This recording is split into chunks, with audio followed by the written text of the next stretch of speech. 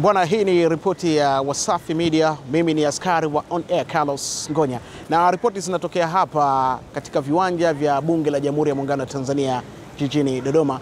Na hapa tumekutana na naibu waziri wa habari, utamaduni, sanaa na michezo, Mheshimiwa Hamis Mwijuma aka Mwana FA, na kikubwa zaidi ni kuhusiana na mambo ambayo sasa hivi kwenye mitandao ya kijamii yanaendelea, hususan swala zima la watu kutumia mitandao ya kijamii vibaya, kutukanana, kuvuana nguo na vitu kama hivyo, yani mambo ya kudhalilishana. Sasa hapa, kwa sababu yeye ni mwenye dhamana ya masuala ya habari hasa kwenye mitandao ya kijamii huko, yeye anahusika kwa uzuri zaidi. Ametoa maneno kuhusiana na hilo, kuonyesha kile ambacho serikali pengine wanakitazamia haswa kwa watu ambao wanatumia mitandao ya kijamii vibaya. Na najua unajua kwa kile ambacho kinaendelea sasa hivi katika mitandao ya kijamii. Huyu hapa Mwana FA anazungumza hapa. Nafikiri kuna mkinzano kati ya nidhamu, maadili na uhuru wa kujieleza.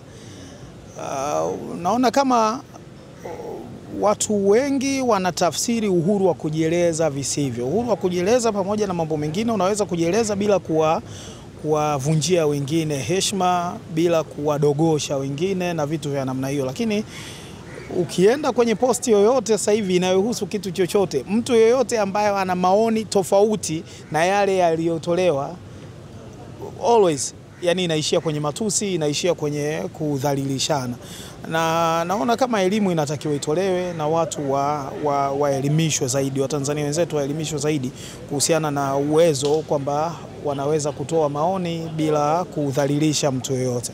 Na kwangu mimi, kwa mfano, tukiwa tunaongea hapa, alafu ukaona namna bora zaidi ya kufikisha hoja yako ni kunitukana, huwa naamini kwamba hapa nafikiri hoja zimekwisha, sasa inatumika nguvu nyingine, na najua kwa sababu mimi siwezi kwenda huko, siwezi kutukana naye, atashinda ugomvi huu kwa aina hii. Kwa hiyo tunakuwa tumemaliza hayo mazungumzo na mimi nakuwa nimeshinda moyoni mwangu bila wasiwasi wowote.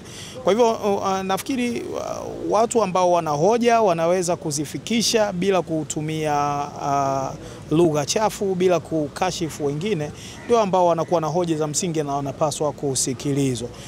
Na sheria za nchi ziko, nafikiri tu hamna mtu amebodha kuamua kuzifuatilia kwamba umenitukana, nikaamua kutekeleza sheria, matakwa ya sheria jinsi yanavyotaka, nikaamua kukuchukulia hatua za kisheria na kukufikisha unapostahili.